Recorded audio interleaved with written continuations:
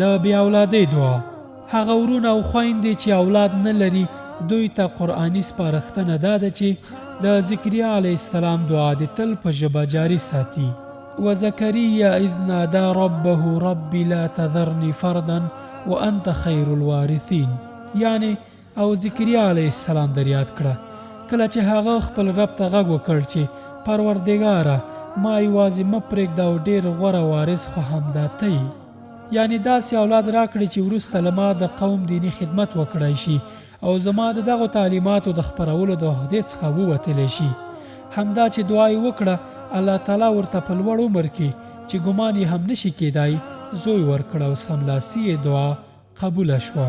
فاستجبنا له ووهبنا له یحیی واصلحنا له زوجه. یعنی نو موږ د هغه دعا قبوله کړه او هغه ته مو یحیی ورکړ او د هغه میرمن مو د هغه لپاره مستعیده کړه. یعنی الله جل جلاله د ذکریا علیه السلام شنډه ښځه په خپل فضل او کرم سره د ولادت وړ وګرځوله.